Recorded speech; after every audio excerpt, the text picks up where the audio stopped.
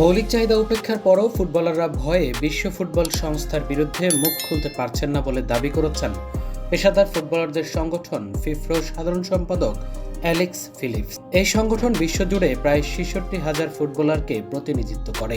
ফিফ্রোর সাধারণ সম্পাদক বিশ্বাস করেন, খেলোয়াড়রা ক্লাব এবং ফুটবল নিয়ন্ত্রক সংস্থাগুলোর কাছ থেকে সম্ভাব্য বিরূপ প্রতিক্রিয়া নিয়ে চিন্তিত। অতিরিক্ত ম্যাচ খেলার কারণে খেলোয়াড়দের বিশ্রামের অভাব প্রকট হচ্ছে।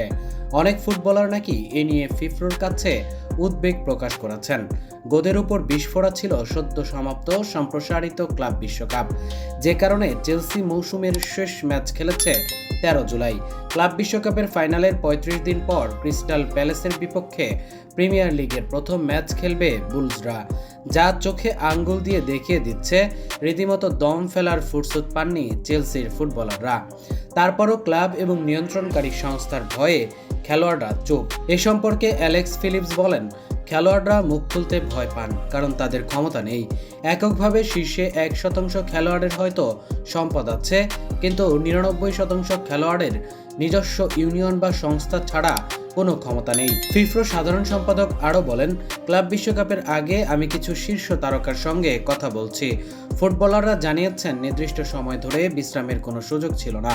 একজন তো বলেই ফেললেন, আমি শুধু তখনই বিশ্রাম পাই যখন আহত হই, কিন্তু অন্যরা কথা বলার বিষয়ে হতাশ এবং উদাসীন ছিল। সাম্প্রতিক সময়ে ফুটবলারদের উপর দিয়ে বয়ে যাওয়া ঝড় নিয়ে বেশ সরব ফিফ্রো। ক্লাব বিশ্বকাপ নিয়ে ফিফার মুখোমুখি দাঁড়িয়েছিল এই সংগঠনটি। আসর সম্পর্কে ফিফ্রো সাধারণ সম্পাদক অ্যালেক্স ফিলিপস আরও বলেন, বিভিন্ন খেলোয়াড় সোশ্যাল মিডিয়ায় ভিডিও রেকর্ড করে বলেছেন, আমরা মনে করি ক্লাব বিশ্বকাপ দারুণ এক টুর্নামেন্ট। আসলে এমনটি বলতে তাদের নিয়োগকর্তা বাধ্য করেছেন। আপনার সামনে স্ববিরোধী পরিস্থিতি বিদ্যমান, যেখানে খেলোয়াড়রা হৃদয়ের কথা বলতে পারেন না।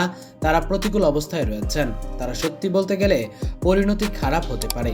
এ কারণে অনেকেই চুপ। ফিফ্রো আরও বিশ্বাস করে, ফিফা প্রেসিডেন্ট জিয়ান্নি ইনফান্তিনোর অধীনে খেলাধুলা পরিচালনায় স্বৈরাচারী প্রথা চলছে, যেখানে খেলোয়াড়দের মৌলিক চাহিদার বিষয়গুলো উপেক্ষিত। শুক্রবার আমস্টারডামে ৫৮টি খেলোয়াড় ইউনিয়নের এক বৈঠক অনুষ্ঠিত হয়েছে। বৈঠকের পর ফিফ্রো বলেছে, ফিফা বিশ্বের বিভিন্ন অংশে খেলোয়াড়দের সম্মুখীন হওয়া প্রকৃত সমস্যাগুলোকে পরিকল্পিতভাবে উপেক্ষা করে চলেছে এবং তাদের চুপ করিয়ে দিচ্ছে। যে সংস্থা বিশ্বব্যাপী নেতৃত্বের দাবি করে, তাদের পক্ষে খেলোয়াড়দের মৌলিক চাহিদা উপেক্ষা করা অগ্রহণযোগ্য। সদ্য সমাপ্ত ক্লাব বিশ্বকাপ মানবাধিকারের প্রতি উদ্বেগজনক সংবেদনহীনতা প্রদর্শন করেছে। স্পেন, মেক্সিকো, সুইজারল্যান্ড এবং কিরগিজস্তানের খেলোয়াড় ইউনিয়নগুলোকে আমস্টারডামের বৈঠকে আমন্ত্রণ জানানো হয়নি, কারণ তারা এ মাসের শুরুতে নিউ ইয়র্কে ফিফার শীর্ষ সম্মেলনে যোগ দিয়েছিল।